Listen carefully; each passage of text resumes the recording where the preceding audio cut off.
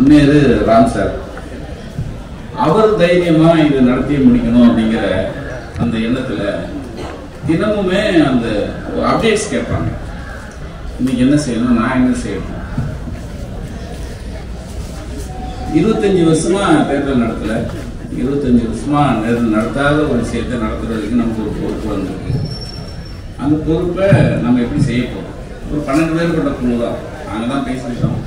அதில் ஒரு 7 பேரை அவங்களே தேர்ந்தெடுத்து நீங்கள் 7 பேர் இதை முன்னெடுத்து செல்லுங்க அப்படின்னு சொன்னாங்க. அந்த 7 பேரில் சுரேஷ் டிஎஸ்கே அவர் மிசி தம்பி சொன்ன மாதிரி ஆசைக்கு இதை வந்து வெற்றிகரமாக நடத்தணும் அப்படின்னா அதுக்கு முழு பொறுப்பும் பாரதிதாசன் முன்னாள் நீதிபதி பாரதிதாசன் தலைமையிலான குழு தான். அது வந்து ஏன்னா நாங்கள் முதல்ல எங்களுக்குள்ளே ஒரு கருத்து இருந்தது, சீனியர் ஜேர்னலிஸ்டை வச்சு நடத்திடலாம். ஏன்னா இது வரைக்கும் ஜட்ஜி வச்சுலாம் நடத்தினது இல்லை, ஏன் புதுசாக முயற்சி எடுக்கணும் அப்படிங்கிற கேள்வி வந்தது. அப்புறம் சீனியர் ஜேர்னலிஸ்ட் நம்ம அதை தேர்ந்தெடுக்கணும், அவங்க சொல் பேச்சு அவங்க கேட்கணும்.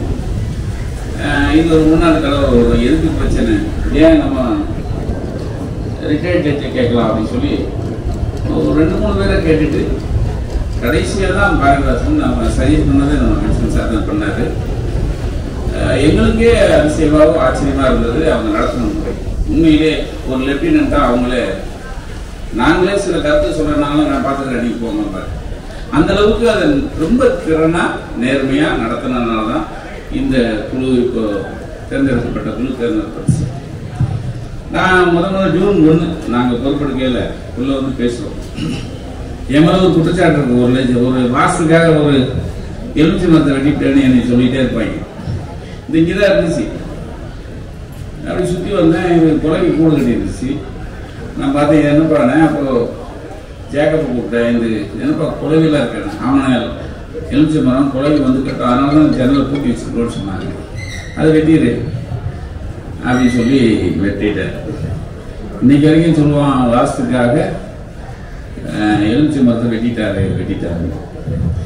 குழவி கடைக்கு வந்ததுயா, அதை வெட்டணும். குழவி ஒன்று செய்யல, குழவி இப்போ கையில் பிடிச்சா வெளியே எடுக்க முடியும், மரத்தையே வெட்டினாலும் குழவி போகும் அப்படின்னு வெட்டிட்டோம். அப்படியே சுற்றி போனேன். பின்னாடி ஒரு அதிகமாக இல்லை, ஒரு 1500 பாட்டில் கிடந்தது. நான் சொன்னேன், இது என்னப்பாண்ணே? ஆமாண்ணே இது. சரி, அதையும் எடுத்துங்கப்பா. எப்பா இதை சொன்னவங்க அது சொல்ல மாட்டேங்கிறான், 1500 பாட்டில் வெளியே எடுத்து போட்டு சொல்லவே மாட்டேங்கிறானே அப்படின்னு சொல்லிட்டு விட்டுட்டோம். ஆனால் நிறைய சவால் இருந்தது சார். கழிவு ஊற்றுனாங்க. எங்கள் டிஎஸ்கே அன்னைக்கு சொன்னார், தேர்தல் நடக்குது, இந்த சுரேஷ் வந்து எப்பயுமே யாரையும் பாராட்ட மாட்டார். அவர் எங்கிட்ட இருக்க போலீஸ்கார் 2-3 பேர் இருந்தாங்க. ஒன்று எங்கள் பகவான், இன்னொருத்தர் இந்த கண்ணன். பயங்கர போலீஸ். நிறைய பேர் ரிஜெக்ட் பண்ணதுக்கு நான் இல்லை, ரிஜெக்ட் பண்ணது சேர்த்துன பெருமை எனக்கு இருக்கும். ரிஜெக்ட் பண்ண பெருமை இந்த 3 பேர். குண்டக்கு மட்டும் கேள்வி கேட்பாங்க. நம்ம ஆஃபீஸில் இருந்து ஏன் முன்னாடி ஒருத்தர் வந்து உட்காந்துருக்காரு. அவர் ஓம் ஆன்மீக பத்திரிக்கை பார்க்குறாரு, பாலஜோதிடம் பார்க்குறாரு, நக்கீரனுக்கு இது ரீரைட் பண்ணுறார். உட்காந்துருக்காரு. கண்ணன் கேட்குறாரு, உங்களுடைய நேச்சர் ஆஃப் ஒர்க் சொல்லுங்கள் அப்படின்னாரு. நான் உட்காந்துருக்கேன் பக்கத்தில், அவன் என்னையே பார்க்குறான். ஏ கண்ணா அண்ணா நீங்கள் சும்மா இருங்க, எப்படி ஏதாவது நம்ம மிலிட்ரிக்கு ஆள் எடுக்கிற மாதிரி. அப்புறம் தான் சொன்னேன்ப்பா, மிலிட்ரிக்கு இல்லைப்பா, 25 வருஷமாக நடக்காத ஒரு தேர்தலுக்கு நம்ம எடுக்கிறோம் அப்படின்னு சொல்லி இவங்களெல்லாம் சமாதானப்படுத்தி ஒரு வழியாக 1502 தேர்ந்தெடுத்து அவங்களுக்கு கார்டு, இந்த கார்டு கொடுக்குற வேலை தான். இந்த ஜோதியும் நம்ம தம்பி வேதன் வந்து அவர், அதை விட முக்கியம் நம்ம செலியன், இந்த 3 பேரும் இந்த ஐடி கார்டு கொடுக்குறதுல நீங்கள் இந்த படத்தை கட் பண்ணி அனுப்புறதில் நாங்கள் முதல்ல ப்ராசஸ்லாம் பெரிய ப்ராசஸ்லாம் பண்ணோம். ஈஸி மெத்தடை கொண்டு வந்தாங்க ஜோதியும் செலியும். ரொம்ப ஈஸி மெத்தட். நீங்கள் பார்த்தீங்கன்னா நம்ம கொடுத்த ஐடி கார்டில் வந்து ஒரு வாட்டர் மார்க்லாம் இருக்கும். அது வந்து என்னுடைய வேலை கொடுத்து, அதாவது இது மாதிரி எவனும் போட்டிருக்க கூடாது அப்படின்னு.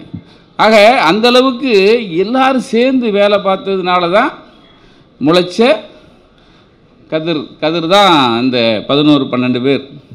இன்றைக்கி ரொம்ப எதிர்பார்ப்பு இருக்குது, எல்லாருமே எதிர்பார்க்குறோம்.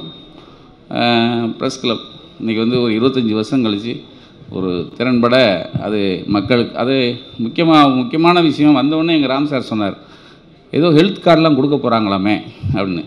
காலையில் பில்ரோத்து போயிட்டு தான் வந்தேன். அவருடைய இன்றைக்கி சேர்மனுடைய பிறந்தநாள். எங்கள் டாக்டர் வந்திருக்காங்க. காலைல அவங்களே சொன்னாங்க, இன்றைக்கி நாங்கள் உங்கள் ப்ரெஸ் கிளப்புக்கு ஹெல்த் கார்டு கொடுக்க போகிறோமே அப்படின்னாங்க. அப்படியே நல்ல விஷயமே, வாங்கக்கா அப்படின்னேன். வந்துட்டாங்க. ஒரு 100 பேர் கொடுக்குறீங்களா? ஏங்க 1500 பேர் இருக்காங்க, 100 பேருக்கு மட்டும் கொடுக்குறீங்க? அவங்க கொடுத்தது போக நான் இன்றைக்கி ஒரு சின்ன விஷயந்தான், கலைஞர் காப்பீட்டு திட்டத்தில் அந்த டீமையே கொண்டு வந்து நாளைக்கே நாளை கழித்து வந்து எங்களுக்கு கலைஞர் காப்பீட்டு திட்டம் இங்கே போட்டு கொடுக்கணும்னு சொல்லியிருக்கேன். அவங்களும் வரேன்ருக்காங்க. ஆக எல்லாருக்கும் கலைஞர் காப்பீட்டு திட்டம் ப்ளஸ் ஹெல்த் கார்டு 100 கார்டு இன்னும் கொஞ்சம் கூட்டணும். சரி கூட்டி தருவாங்க. ஆக ஓப்பனிங் நேற்று 2 பெண்களை நம்ம தேர்ந்தெடுத்த பெண்களுக்கு ஒரு பெரிய நல்ல வரவேற்பு வச்சாங்க. அது ஒரு பாராட்டு விழா வச்சாங்க. ஓப்பனிங்கே ரொம்ப நல்லா இருக்குது. இன்றைக்கும் ப்ரெஸ் கிளப்பை தான் இது நடத்த போகிறோமான்னு ஒரு சந்தேகம் இருந்துச்சு. ஆனால் வர்ண பகவான் கொஞ்சம் வழிவிட்டு ரொம்ப சந்தோஷமான விஷயம். எல்லாருமே சேர்ந்து கைகோர்த்து இந்த தேரை இழுத்துட்டு போகிறதுக்கு பின்னணியில் நீங்கள் எல்லாருமே இருக்கோம், இழுத்துட்டு போவோம். இந்த 12 பேருக்கு கூடிய வரையில் எல்லோரும் ஒத்துழைப்பு கொடுப்போங்கிறத சொல்லி வாய்ப்புக்கு நன்றி கூறி விடைபெறுகிறேன். நன்றி. அனைவருக்கும் வணக்கம். என் பெயர் doctor Deepa, vice president of Billroth hospitals, ஷனா நகர். ஃபர்ஸ்ட், சென்னை ப்ரெஸ் கிளப் சார்பாக எலெக்ட் பண்ணியிருக்கக்கூடிய அனைத்து members, vice president and all the members of the Chennai press கிளப்க்கு ஒரு ஹார்ட்டி கங்க்ராச்சுலேஷன்ஸ். ஒரு பில்டிங் எவ்வளோ ஸ்ட்ராங்காக இருக்கோ அப்படின்றத தெரிஞ்சுக்கணுன்னா அதோட பில்லரை பார்த்து தெரிஞ்சுக்கணுன்னு சொல்லுவாங்க. அதே மாதிரி இந்த ப்ரெஸ் கிளப் எப்படியாப்பட்ட ஒரு ப்ரெஸ் கிளப்னு இந்த அரீனாலே இல்லாத ஒரு டாக்டர் ஆகிய நான் இங்கே இருக்கக்கூடிய சில பில்லர்களாகி என் முன்னால் எனக்கு அறிந்து பிரபலப்பட்ட Thiru Karthigai Selvan sir, Guna sir, RMR sir, Hindu Ram sir, Nakkeeran sir, இப்போ ஏற்பட்ட ஜாம்பவான்கள் இதுக்கு ஒரு பில்லராக இருக்கிறாங்க அப்படின்னா that itself speaks a lot about the Chennai Press Club and it is a real honor for all of you to be a part of this press club. நான் எனக்கு தெரிஞ்ச பில்லர்னு ஆரம்பத்திலே சொல்லிட்டேன் சார். ஸோ உள்ளே வரும்போதே சொன்னாங்க 20 வருஷத்துக்கு அப்புறமா இப்போ தான் வந்து இதுக்கு ஒரு புத்துயிர் கொடுக்குறோம் அப்படின்னு. கவலைப்படாதீங்க, அதுக்கு ஒரு வைட்டமின் சப்ளிமெண்ட் எல்லாம் நாங்கள் கொடுக்குறோம் அப்படின்னு சொல்லி தான் நாங்களும் ஒரு பார்ட்னராக இருக்கோம். ஸோ 100% சுரேஷ் சார் வந்து பிரசிடென்ட் ஆனதுக்கப்புறம் ஃபஸ்ட்டு கேட்டது வந்து எங்கள் மெம்பர்ஸ் அவங்க ஃபேமிலி நல்லா இருக்கணும்னா ஒரு பெனிஃபிஷியலாக ஏதாவது ஒன்று பண்ணணும் அப்படின்னு சொல்லிட்டுன்னு ஆர்எம்ஆர் சாரும் எனக்கு பேசினாங்க. எப்போ ஒருத்தர் வந்து ஒரு தனிப்பட்ட நபரை யோசிக்காமல் அவங்க ஃபேமிலியை பற்றி யோசிக்கிறாங்களோ 100% this Chennai press club will come up as a very successful organization in the future அப்படிங்கிறதுல எந்த ஒரு மாற்று கருத்தும் இல்லாமல் we wish them all a good luck.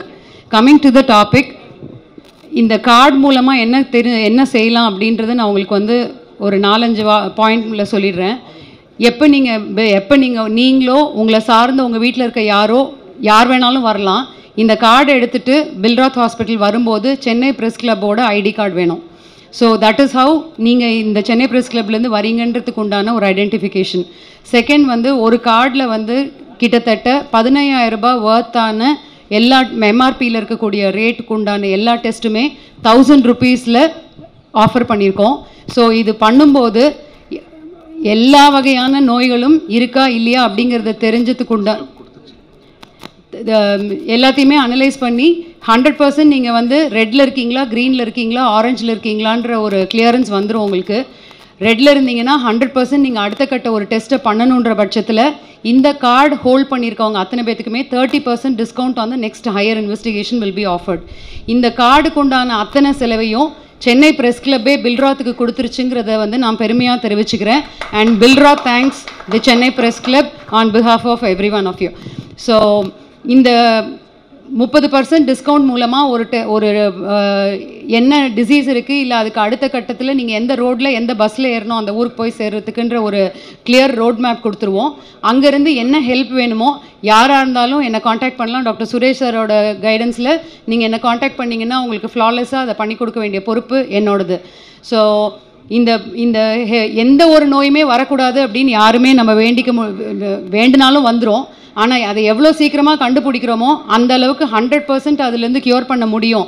30லேயும் heart attack வருது, 60லேயும் ஹார்ட் அட்டாக் வருது, ஜிம்லேயும் வருது, ஆஃபீஸ் வேலை பார்க்கும்போதும் வருது. ஸோ அப்படி இருக்கும்போது தவிர்க்க முடியாத இந்த காலகட்டத்தில் எவ்வளோ சீக்கிரமாக நம்ம அதை கண்டுபிடிச்சிக்கிறோமோ அந்த அளவுக்கு நம்ம வந்து வி ஆர் பெட்டர் அஹெட் அப்படின்ற ஒரு விஷயத்தோட எல்லாரும் 100% முன் வந்து இந்த டெஸ்ட்டை பண்ணிக்கோங்க. சீக்கிரமாக உங்களோட என்ன ஸ்டேட்டஸ் ஆஃப் யுவர் ஹெல்த்ன்றதை தெரிஞ்சுக்கிட்டு ஹாப்பியாக கேரி ஃபார்வர்ட் பண்ணுங்க அப்படின்றத கேட்டுக்கிட்டு I thank each and every one of you here and I wish all the press club members a very happy tenure ahead. Thank you. இன்றைக்கி நான் வரும்போது ஒரு சர்ப்ரைஸ். ஏன்னா உண்மையை சொல்ல வேண்டும்னா நேற்று அந்த நிகழ்ச்சியில் அதிகமாக பங்கேற்க வரவில்லை யாரும். நல்ல நிகழ்ச்சி நடந்தது. ஆனால் அந்த பெண்களை 2 சக்ஸஸ்ஃபுல்லாக கண்டெஸ்ட் பண்ண 2 பெண் பத்திரிகையாளருக்கு, ஊடகவியலாளருக்கு இப்போ நாங்கள் அந்த விழா வைக்கும்போது அதிகமாக வரல. மழை காரணமாக இருக்கலாம். இன்றைக்கும் மழை பெஞ்சது. ஆனால் வரும்போது சர்ப்ரைஸ், இவ்வளோ பேர் இங்கே. அதுக்கு முன்னால் போலீஸ் இது. இப்போ சுரேஷை கேட்டால் இன்றைக்கி எதுக்கு போலீஸ் அப்படின்னு, அது டிராஃபிக்கை ரெகுலேட் பண்ணுறதுக்கு பண்ணாருன்னு சொன்னார். ஆனால் இது பார்த்த உடனே எனக்கு ஒரு ரியல் மகிழ்ச்சி ஏற்படுகிறது. ஒரு surprise, at the same time I am delighted. ஏன்னா இன்னொரு விஷயம், அதாவது முதல்ல வெற்றி அடைந்தவர்களுக்கு என்னுடைய வாழ்த்துக்கள். நல்ல கேம்பெயின் நடத்தினாங்க, க்ளீன் கேம்பெயின் நடத்தினாங்க. ஈக்குவலி இம்பார்ட்டண்ட் வெற்றி பெறாத கேண்டிடேட்ஸுக்கும் வாழ்த்துக்கிறேன். அவங்களையும் ரொம்ப நல்ல கேம்பெயின் நடத்தினாங்க, பியூர் கேம்பெயின் நடத்தினாங்க. என்னென்ன ப்ராமிஸ் பண்ணது அது வேறு விஷயம். 2 பேரும் அது ஒரு எய்ம் தான், ஒரு குறிக்கோள், ஒரு லாங் டேர்ம் இது. ஆனால் இன்றைக்கி சிறந்த முறையில் இந்த ஃபர்ஸ்ட் ப்ராமிஸை ஆக்சுவலைஸ் பண்ணதுக்கு என்னுடைய பாராட்டு. பெல்ராத் ஹாஸ்பிட்டலில் நல்ல முறையில் வந்திருக்காங்க, டைம்லி. ஏன்னா இந்த மூடே இன்றைக்கி ஒரு லிஃப்டாக இருக்குல்ல. இவ்வளோ பேரை பார்த்தா பல எடிட்டர்ஸ் இருக்காங்க இங்கே, சீனியர் ஜேர்னலிஸ்ட் இருக்காங்க, நியூஸ் எடிட்டர்ஸ் இருக்காங்க, சீஃப் ரிப்போர்ட்டர்ஸ் இருக்காங்க, ரிட்டையர்ட் ஜேர்னலிஸ்ட் இருக்காங்க. அதனால் இது ஒரு நல்ல முறை. இந்த 2 மெயின் அணிகளுக்குள்ள அந்த போட்டி என்னவென்றால், ஒன்று வந்து ஜஸ்டிஸ், நியாயம், இன்னொன்று வந்து யூனிட்டி, ஒற்றுமை. அது 2யும் முரண்பட்டது அல்ல. ஏன்னா யூனிட்டி விதவுட் ஜஸ்டிஸ் ஒரு பிரயோஜனம் இல்லை. ஒற்றுமை விதவுட் நியாயம். அதே நேரத்தில் ஜஸ்டிஸ் என்று சொல்லி யூனிட்டி இல்லைன்னா பிரயோஜனம் இல்லை. நமக்குள்ளே தான் ஜஸ்டிஸ் வரும். அதனால் அது ஒரு டயலெக்டிக் என்று சொல்லலாம் இந்த விஷயம். அது வந்து சிறந்த முறையில் அவங்க நடத்தியிருக்காங்க. எனக்கு என்ன மகிழ்ச்சி, அது எல்லாத்தையோடு என்னென்னா, அன்றைக்கே வெற்றி பெறாத ஆனால் கணிசமாக சப்போர்ட் வாங்கினவங்க வந்து வெற்றி பெற்றவங்களுக்கு எனக்கு முன்னால் பாராட்டை தெரிவித்திருக்காங்க, கங்க்ராச்சுலேட் பண்ணாங்க, ஃபோட்டோ எடுத்திருக்கோம். அது வந்து ஒரு அன்யூஷுவல் திங் என்று நினைக்கிறேன். அது வாட் இட் ஷோஸ் இஸ் அந்த எலெக்ஷன் நடந்த அந்த ஃபேர்னஸ் அண்ட் ஜஸ்டிஸ். அதுக்கு ரிட்டையர்ட் ஜட்ஜ் பாரதிதாசன் அவர்களும் அவருடைய assistant election officers Pandiarajan and Lakshmi Priya அவர்களும் 60 லாயர்ஸ் வந்து அன்றைக்கி நடத்தினாங்க, வித் சம் வாலண்டியர்ஸ் ஆல்சோ. அவங்களுக்கெல்லாம் பாராட்டு தெரியணும். அந்த மாதிரி நாங்கள் பார்த்ததே எலெக்ஷன். நம்ம எலெக்ஷன் கமிஷன் ஆஃப் இந்தியா மேலே பல குற்றச்சாட்டுகள் வருது, பல விமர்சனங்கள் வருது. அது அவங்க வந்து இங்கே கற்றுக்கொள்ளலாம் எப்படி நடக்கணும்னு சொல்லி எலெக்ஷனை இங்கே. அதனால் இப்போ ஒரு சீக்ரெட் சொல்லணுன்னா கோபால் வந்து சொல்லுவார் சில சஜஷன், இது பண்ணலாம் அது பண்ணலாம். நான் சொன்னாங்க இப்போ சொன்னால் அமுச்சிடுவாங்கன்னு. அதுதான் நடத்துகிறேன். அதே தான் அவரும் சொன்னார். அதாவது அங்கே போனோன்னு நாங்கள் பார்த்துக்குறோம் அப்படின்னு சொல்லி யாரையும் அங்கே விடலை. whenever they needed help ஆனாங்க. அதனால் அது பெரிய அது பின்னால் இருந்த ஃபோர்ஸ் என்னென்னா, முதல்லையே ஹசீஃப் ரொம்ப சிறந்த முறையில் அதை விளக்கம் கொடுத்துருக்காரு, எப்படி நடந்ததுன்னு ஒரு நரேஷன், இந்த ரன் அப். அது சீனியர் அட்வொகேட் MP வில்சன் அவர்களுக்கு அதிக பாராட்டை தெரிவிக்க வேண்டும். நீங்கள் கட்சி இதெல்லாம் பார்க்காதீங்க. அவர் செய்த அந்த கான்ட்ரிபியூஷன் ப்ரைஸ்லெஸ். அவரோட சன் வந்து hands on involvement, Richardson Wilson. பல தடவை சின்ன சின்ன விஷயங்களை போய் இவங்க கேட்பாங்க. நான் சொல்லுவேன், அவங்களே துணப்புறீங்க இந்த இது. நானே சொல்லுவேன் இந்த ஆன்சர். இந்த இதில் ஸ்மால் திங்ஸ், குறிப்பாக DSK எல்லாம் ரொம்ப ஸ்க்ரூப்புலஸ், எதையும் தவறாக பண்ணக்கூடாதுன்னு சொல்லி எல்லா விஷயங்களும் அவரை கேட்பார். அவர் உடனே பாரேனில் இருந்தார் ஒரு நாள், அப்போ அவரை ட்ரபிள் பண்ணாங்க. அவர் உடனே ஃபோன் பண்ணுவாங்க அவருக்கு. இது அவர் வந்து உடனே ரெஸ்பாண்ட் பண்ணது அது அவர் தான் took us to Justice Bharathidasan, who is chairman of the Backward Classes Commission. அவருக்கு நல்ல அனுபவம் இருக்குது எலெக்ஷனில். அவர் மட்டும் இல்லை, அந்த ஹோல் டீம் ஒரு செட்டப். அதனால் அது நடந்தது. சிறப்பு வழிகாட்டுக்குழுவை பற்றி சொல்ல வேண்டும் என்றால் அதில் வந்து என்னை பற்றி சொல்கிறாங்களே தவிர நான் வந்து ஆக்சுவல் ஒர்க் செய்தது குறைவு தான். நாங்கள் வந்து இருப்பேன், சில கருத்துக்களை கொடுப்பேன். ஃபஸ்ட்டு வந்து கொடுக்க வேண்டிய கிரெடிட் ஹிந்துவில் இருந்தாலும் டிஎஸ்கே சுரேஷ்குமார் அவர் செய்த வேலை வித் அ டீம். அதுக்கு அவருக்கு துணை கொடுத்தவர் வந்து பகவான் சிங். அவருக்கு உடல் நலம் நல்லா தான் இருக்குது. கிட்டத்தட்ட என் வயசு இருக்கும் போல் இருக்கு. ஆனால் அவர் வீட்டில் சில பிரச்சனைகள் இருந்தது, ஹெல்த் இஷ்யூஸ். அதை எப்படியாவது மேனேஜ் பண்ணி அவர் சன் மீதி பேரோடு வச்சு டெய்லி அங்கேருந்து வருவார். எவ்வளோ 20 கிலோமீட்டர்ஸா நீலாங்கரை அதுலேருந்து வந்து இருந்தாங்க. கோபால் அவர்களுக்கு அவர் செய்ததெல்லாம் எல்லாம் ஓப்பனாக சொல்ல முடியாது, ஒன்றும் தவறு செய்யலை. ஆனால் அவருடைய அந்த தந்திரங்கள் எப்படி யாரை அணுகிறது அதெல்லாம் பற்றி நிறைய கற்றுக்கொண்டேன் நான். ஆனால் அவர் வந்து ஒரு சீரியஸாக இதில் இன்வால்வ் ஆகி ஒரு லீடர்ஷிப் ரோல் அவருக்கு அதில் முக்கியமான பங்கு உண்டு.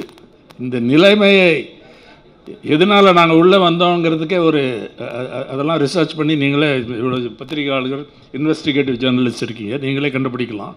எதனால் சிறப்பு வழிகாட்டு குழு வாஸ் எம்பவர்ட். அந்த வார்த்தை சீனியர் அட்வொகேட் வில்சன் அவர்கள் தான் ஃபஸ்ட்டு சொன்னார், யூ ஆர் எம்பவர்ட். அது ஏன்னா அதுக்கு ஒரு லீகல் இது இருக்கும், மணி அவர்களுக்கு தெரியும் எப்படி டிஃபெண்ட் பண்ணலான்னு. அதாவது empowered to do what? To scrutinize existing membership.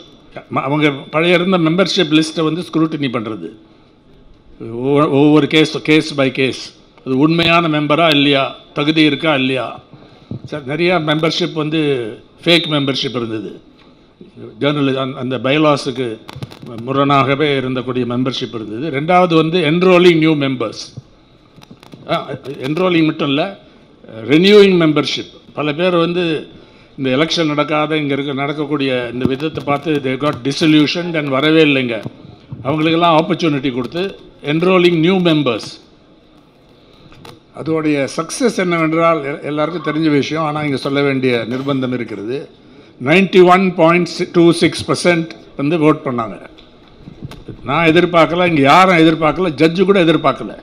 அந்த இதில் இந்த சக்ஸஸுக்கு பல காரணங்கள் உண்டு. நடுவில் நாங்கள் வந்து முதல்ல அந்த சின்ன டீம்லேயே நாங்கள் கான்சென்ட்ரேட் பண்ணதுனால வெளியில் பல சப்போர்ட்டர்ஸ், பொட்டென்ஷியல் சப்போர்ட்டர்ஸை நாங்கள் அணுக முடியவில்லை. சாவித்ரி கண்ணன் அவர்கள் வந்து சொன்னார் ஒரு ஐடியா, அவங்களோட நம்ம பேசலான்னு சொல்லி. அன்றைக்கி ஹிந்துவில் நடந்தது, அதனால் Hindu did not hijack anything. அன்றைக்கி இன்வைட் பண்ணவங்க எல்லாம் வந்தாங்க, senior journalist, editors, times of இந்தியாவிலேருந்து குணா எல்லாம் வந்தாங்க. ஆனால் ஒரு தவறு செய்து விட்டோம், அன்றைக்கி பெண்களை கூப்பிடவில்லை. அது ஓப்பனாக வி அக்னாலஜ்.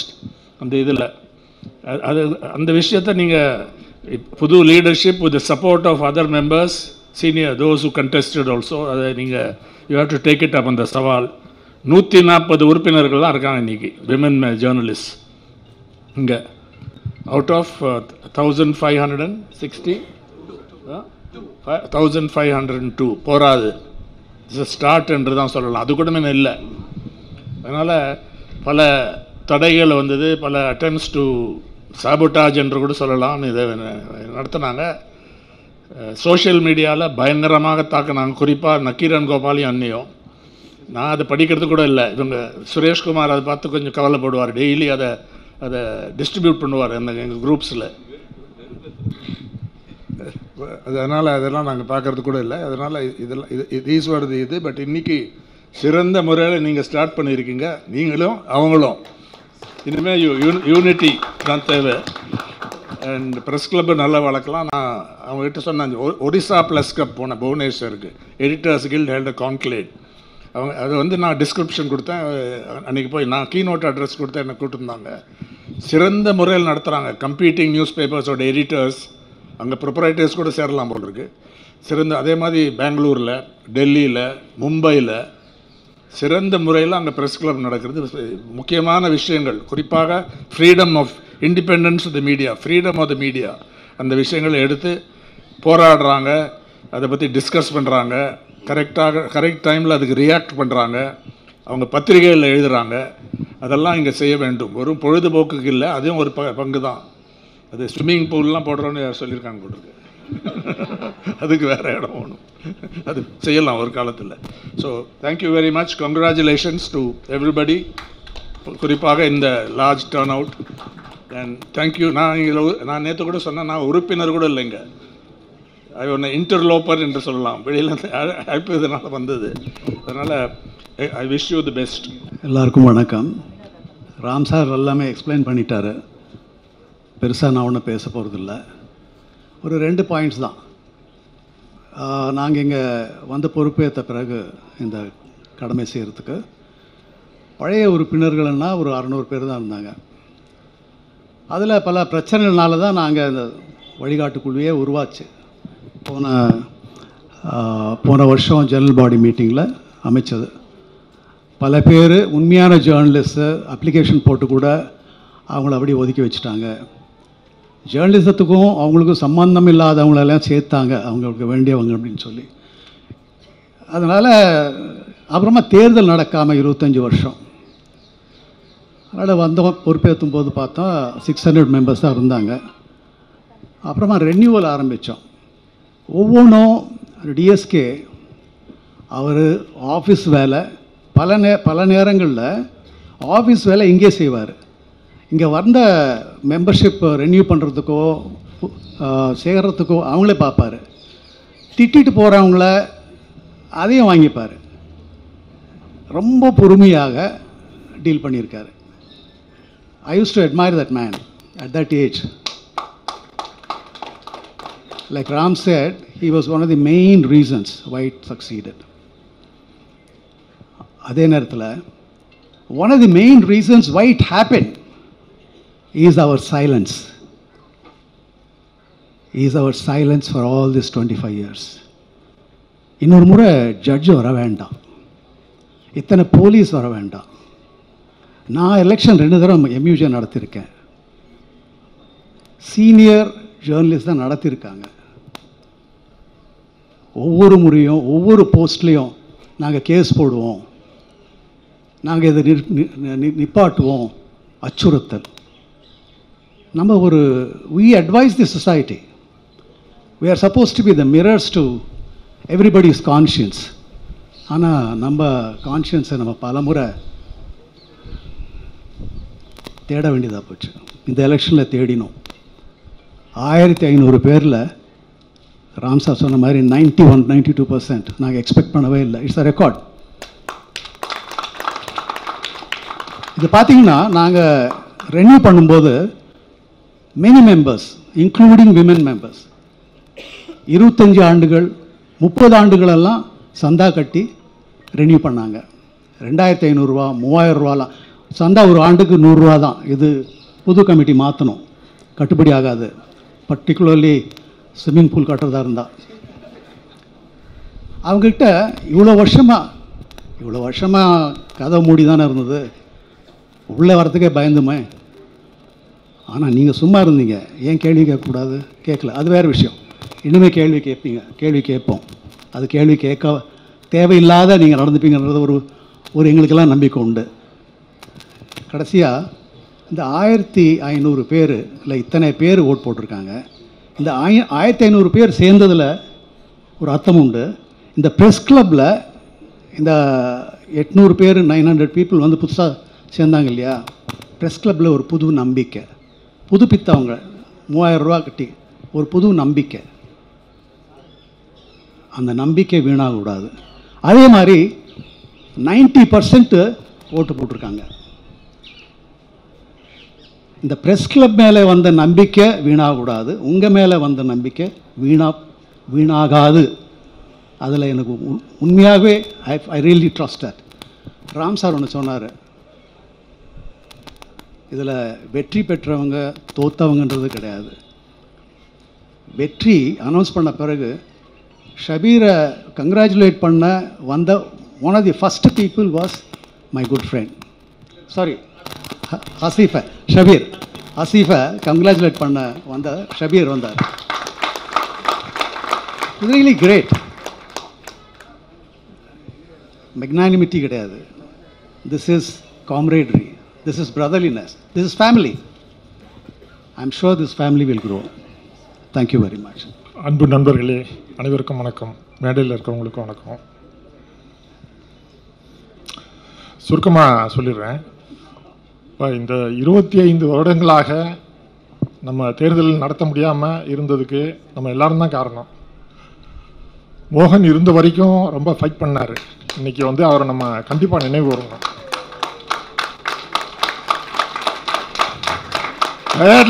டயர்லெஸ் ஃபைட்டிங் கொடுத்தாரு. அவர் வந்து ரொம்ப உணர்ச்சிகரமாக போராடிக்கிட்டே இருந்தாரே தவிர வியூகங்கள் வகுக்கல. அடுத்தடுத்து அவங்க கமிட்டின்னு அமைப்பாங்க, நாங்கள் எங்ககிட்ட ரெக்கமெண்டேஷன் கேட்பாங்க, நாங்கள் உட்காந்து ரொம்ப சின்சியராக ரெக்கமெண்டேஷன்லாம் எழுதி கொடுப்போம், வாங்கி அப்படியே விட்டுருவாங்க. இது ஒரு தந்திரமாகவே ஒரு கமிட்டியை போடுறது, பரிந்துரைகளை கேட்குறது, வாங்கி வச்சுக்கிறது, அப்படியே காலம் தள்ளுறது, அப்படியே வந்து ஒருபோதும் நடத்தக்கூடாது அப்படின்ற ஒரு தன்மை இருந்ததா எனக்கு தெரியல. அந்த மாதிரி தான் நான் நினைக்கிறேன். ரொம்ப ரொம்ப எதிர்ப்பு. நம்ம கடைசி வரைக்கும் சாகிற வரைக்கும் நம்ம அந்த கண்ட்ரோலில் இந்த இடத்த வச்சுக்கலாம் அப்படின்ற ஒரு தன்மை அவங்ககிட்ட நல்லா பார்க்க முடிஞ்சது. அதாவது ரொம்ப ஜென்யூனாக அவங்ககிட்ட நாங்கள் ரிக்வெஸ்ட் பண்ணி தான் வந்தோம். அதாவது இந்த மன்றத்தை வந்து நாங்கள் எடுக்கும்போது என்ன நிலைமைன்னு கேட்டிங்கன்னா, நான் 1999 வெற்றி பெற்ற 11 பேரில் ஒரே ஒரு மெம்பர் தான் இருந்தார், கீதப்பிரியன் மட்டும்தான் இருந்தார். அந்த ஒரே ஒருவருக்கு நிர்வாகம் பண்ண முடியாதுன்றதுனால ராஜினாமா பண்ணிட்டு போன நரேஷ்குமாரை மறுபடியும் ஜாயின் பண்ண சொன்னார் அவர்.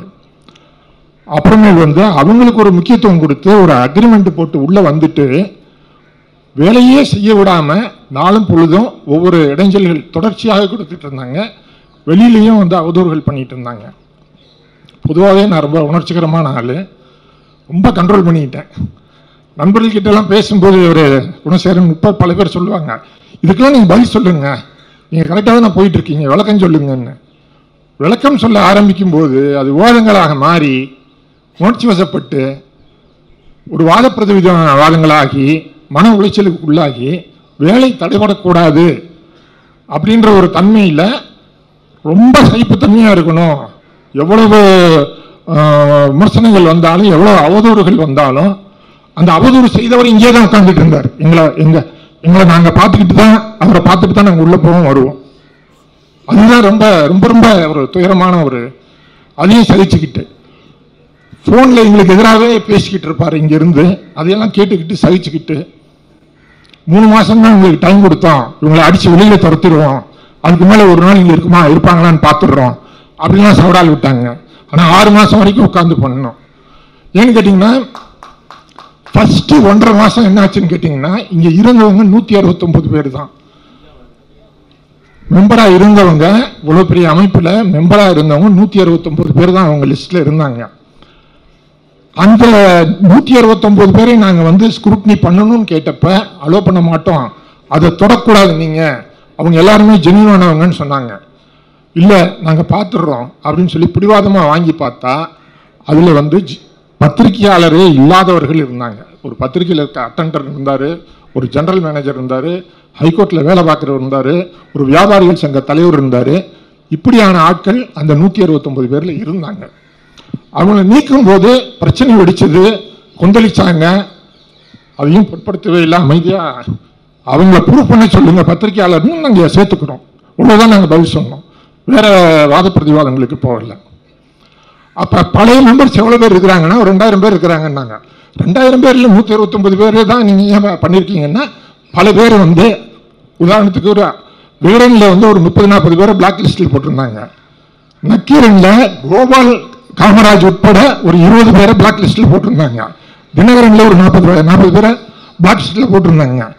அந்த லெட்டரில் எடுத்துகிட்டு வாங்கின பிற்பாடு ஜேக்கப் தேடி எடுத்துகிட்டு வந்தார். அப்புறம் ஒவ்வொருத்தரையாக கூப்பிட்டோம். அந்த ஏன்னா அந்த 169 பேரையும் மறுபடியும் நாங்கள் வந்து புதுப்பிக்க சொன்னோம்னா, அவங்க கிட்ட வந்து உறுப்பினர் தொடர்பான ஆவணங்கள் சரியா இல்லை.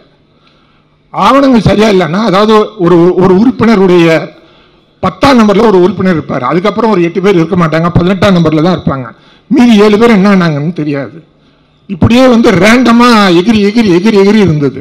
2000 பேர்ல 169 பேர் தான் இருக்காங்கன்னு போது இந்த 30 வருஷத்தில் நிறைய பேர் இறந்துருந்தாங்க, நிறைய பேர் வந்து ஓய்வு பெற்றிருந்தாங்க, நிறைய பேர் வெளிநாடுகளுக்கு போயிருந்தாங்க, வேற துறைகளுக்கே மாறி இருந்தாங்க.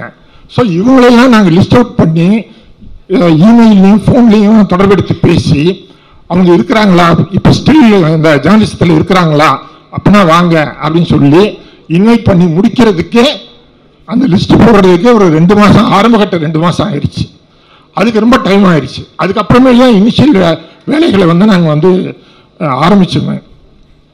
ஸோ அப்போ அதனால தான் அந்த 169 பேரை நீங்கள் மறுபடியும் வந்து புதுப்பிச்சுக்கோங்க, இப்போ தான் வந்து அந்த வரிசை வரும் அப்படின்னு சொல்லி கேட்டோம். அது ரொம்ப பெரிய ஒரு மரியாதை குறைவாக அவங்க நினைச்சாங்க, இந்த பழைய நிர்வாகிகளும் அவர்களுக்கு ஆதரவாளர்களும் நினைச்சாங்க.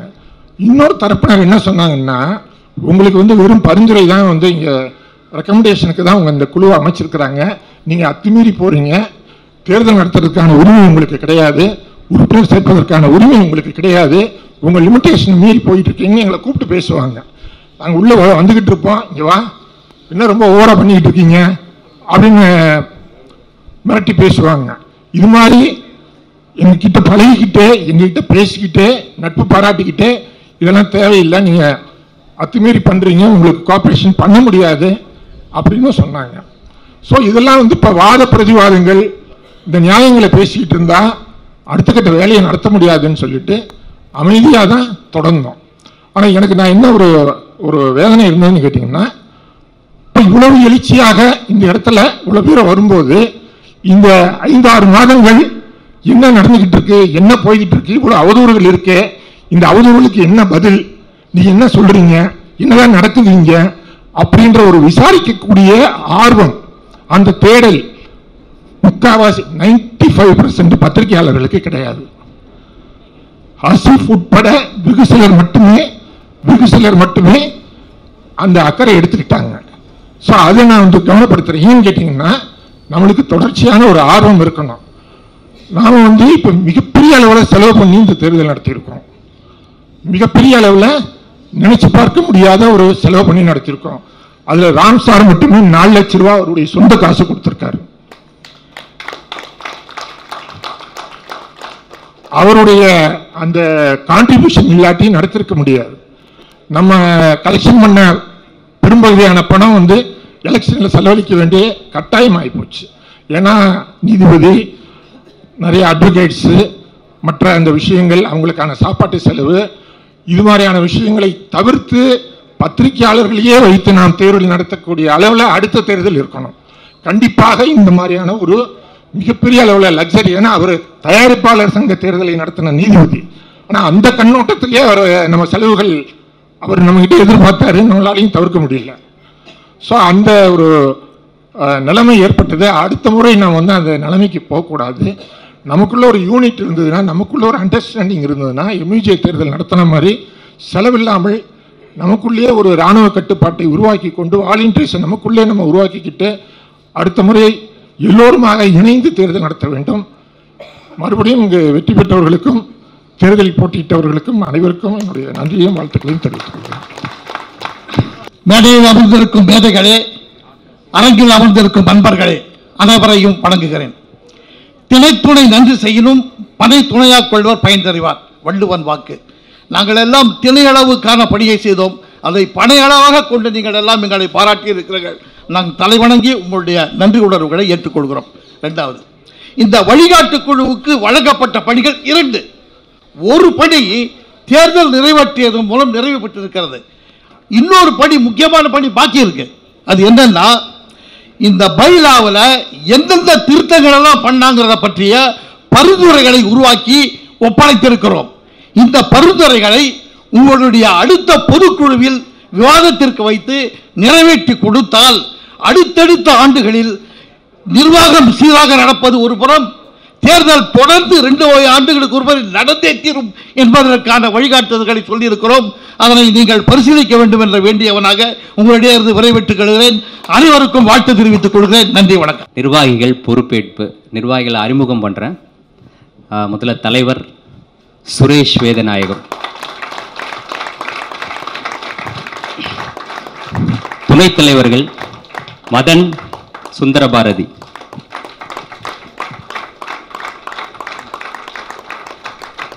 பொருளாளர் எஸ் மணிகண்டன், இணை செயலாளர் நெல்சன் சேவியர், நிர்வாக குழு உறுப்பினர்கள் திரு கவாஸ்கர், ஸ்டாலின், பழனி, அகிலா ஈஸ்வரன்,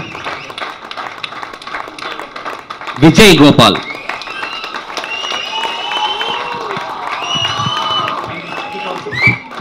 இந்த பக்கம் என் பேர் ஆசிஃப், நாம் பொதுச் செயலாளர். ஓகே, நிறைய வாக்குறுதிகள் கொடுத்துருக்கோம். இதெல்லாம் எப்படி நிறைவேற்ற போறீங்க அப்படின்ற மாதிரிலாம் எல்லாரும் கேட்டீங்க. நிச்சயமாக செய்ய முடியுன்ற நம்பிக்கை இருக்குது. பேரளவில் ஏதோ கொடுக்கணும் அப்படின்லாம் அந்த வாக்குறுதி கொடுக்கப்படலை. அது 2 ஆண்டுகள். இந்த 2 ஆண்டுகளுக்குள்ளே எதையெல்லாம் சாத்தியப்படுத்த முடியுமோ அவ்வளவு வேகமாக அதை சாத்தியப்படுத்தி அதை செய்து முடிக்கிறதுக்கான பணிகளில் நாங்கள் இப்போயே இறங்கிட்டோம். நெல்சன் ஓரிரு வார்த்தைகள் அந்த வாக்குறுதிகளை பற்றி பேசுவார். மூத்த பத்திரிகையாளர்கள், நண்பர்கள் அனைவருக்கும் வணக்கம். இந்த டீம் என்ன செஞ்சிருக்காங்க பொறுப்பேற்கிறதுக்கு முன்னாடி நாங்கள் ஒரு 4 கோரிக்கையை எங்க தேர்தல் அறிக்கையில் கொடுத்த 4 கோரிக்கையை நிறைவேற்றிட்டோம். ஒன்று, முதலமைச்சர் அவர்களை சந்திச்சு இந்த ஒரு நீண்ட பட்டியல், இந்த தேர்தல் அறிக்கையில் நாங்கள் என்னென்ன விஷயங்கள் சொல்லியிருந்தோமோ அதை நாங்களே 3ஆ பிரிச்சுக்கிட்டோம். ஒன்று, நம்முடைய செல்ஃப் சஃபிஷியண்டா நம்மளால என்ன பண்ண முடியும். 2வது, தனியார் பங்களிப்போட என்ன செய்ய முடியும். அரசு மட்டுமே நமக்கு ஆதரவு கொடுத்தா என்ன செய்ய முடியும்னு 3ஆ பிரிச்சு முதலமைச்சரையும் துணை முதலமைச்சரையும் சந்திக்கிற போது இந்த மனுக்களை முழுசா கொடுத்திருந்தோம். இந்த பொறுப்பேற்கும் விழா நடைபெறுவதற்கு முன்பாகவே பணியில் இருக்கிற பத்திரிகையாளர் மரணம் அடைகிற போது அவர்கள் குடும்பத்திற்கு வழங்கப்படுகிற நிவாரண நிதி 5 லட்சம் ரூபாயிலிருந்து 10 லட்சம் ரூபாயாக உயர்த்தி 24 மணி நேரத்திற்குள் நமக்கு இந்த அரசாணையை பிறப்பித்த தமிழ்நாடு முதலமைச்சர் மு க ஸ்டாலின் அவர்களுக்கு சென்னை பத்திரிகையாளர் மன்றத்தினுடைய புதிய நிர்வாக குழு சார்பாக மனமான நன்றிகளை தெரிவித்துக் கொள்கிறோம். 2வது, இந்த முழு உடல் பரிசோதனை, இதுக்கு கொஞ்சம் கிளாரிட்டியா கொடுத்துடலாம். இந்த முழு உடல் பரிசோதனை மெம்பரா இப்ப இருக்கிற 1502 பேருக்கும் பொருந்தும். 1. 2வது, முதல் கட்டமாக 100 பேரை சூஸ் பண்ணிருக்கோம். எதன் அடிப்படையிலனா 40 வயதுக்கு மேற்பட்ட, நம்ம பட்டியல்ல 40 இருந்து 45 வயதுக்கு மேற்பட்ட 100 பேருக்கு, அதுல 5 பேருக்கு தான் இப்ப டோக்கன் கொடுத்திருக்கோம். மீதி 95 பேர் பட்டியல் படி அவங்களுடைய வயது மூப்பு படி நாங்களே அவங்களை கான்டாக்ட் பண்ணி அவங்களுக்கு இந்த கார்டு வந்து சேர்றதை உறுதி பண்ணுவோம்.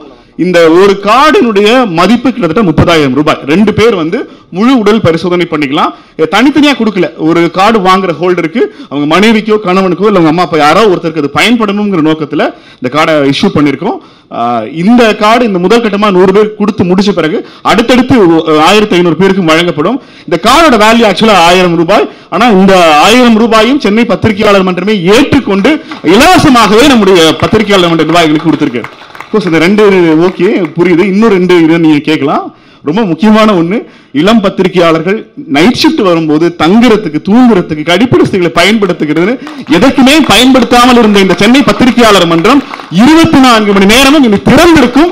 நைட் ஷிஃப்ட் வர ஆட்கள் தாராளமா இதை பயன்படுத்தலாம். 4வது என்னன்னு கேட்டாங்க, இந்த ஹாலை தவிர பத்திரிகையாளர்கள் இதுவரைக்கும் இந்த எந்த எல்லைக்குள்ளும் அனுமதிக்கப்படவில்லை. இந்த பத்திரிகையாளர் மன்றத்தினுடைய எல்லா அறைகளுக்கும் நீங்க பிரஸ் டூர் போறதுக்கு ஒரு வாய்ப்பை கொடுத்து இருந்தோம். அது ரொம்ப முக்கியமான ஒன்றாகவே நாங்கள் நினைக்கிறோம். 4 வாக்குறுதிகளை நிறைவேற்றியிருப்பதில் எங்கள் அணிக்கு மிக்க மகிழ்ச்சி. அடுத்த 2 ஆண்டுகளுக்குள் உண்மையில மேல மாடிப்படி ஏறி போய் போட்டோலாம் எடுத்தாங்க பசங்க. இது வரைக்கும் நாங்க உள்ளவே அலோவ் பண்ணல எங்களை அப்படின்னு சொல்லி நாங்க அதை வீடியோவே பண்ணலாம்னு நினைச்சேன். பிரஸ் கிளப் 2 எங்க ரூம் இருக்கு அப்படிங்கறதெல்லாம் பாக்குறதுக்கு. ஒரு ஒரு அதிபரை வந்து தூக்கி எறிந்தா மக்கள் வந்து அதிபர் மாளிகைக்குள்ள போவாங்க, அதிபர் மாளிகைக்குள்ள இருக்கிறதெல்லாம் பார்ப்பாங்க. அந்த மாதிரி ஒரு கடந்த ஒரு 3-4 நாட்களாக எல்லா பத்திரிகையாளர்கள் வந்து பார்க்க முடியுது. எவ்வளோ பேருக்கு லைசன்ஸ் பார் வேணும் கை தூக்குங்க. அவ்வளோதான்.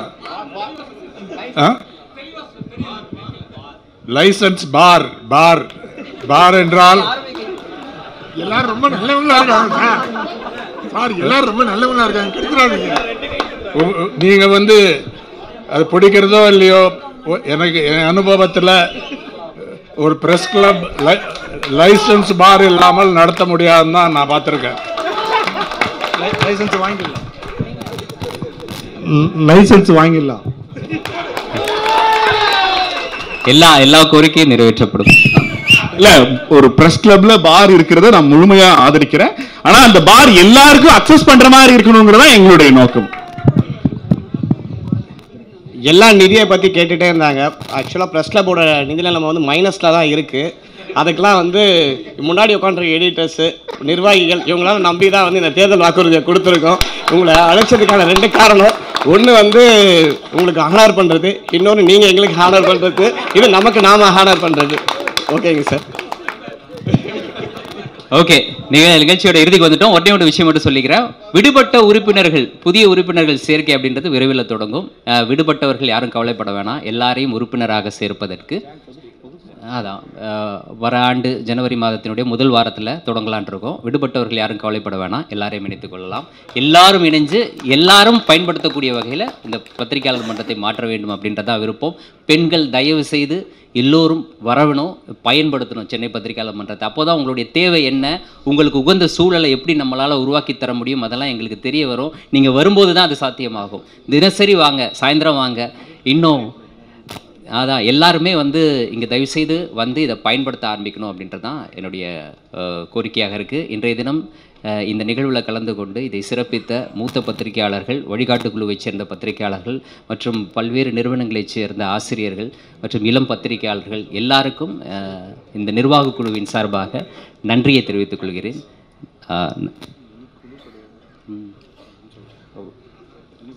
தான் வழிகாட்டு குழுவாக இவ்வளோ நாள் செயல்பட்டாங்க. அதனால் வழிகாட்டு குழுன்றதை அது அடையாளம். இனி வழிகாட்டு குழுவாக வேறொரு வகையில் இந்த நிர்வாக குழுவுக்கு அவர்கள் வழிகாட்டுவார்கள். அந்த வகையில் நாங்கள் அது தொடரணும்னு தான் நாங்கள் விரும்புகிறோம். அதற்கான ஏற்பாடுகள்லாம் செஞ்சிட்ருக்கோம். அனைவருக்கும் நன்றி.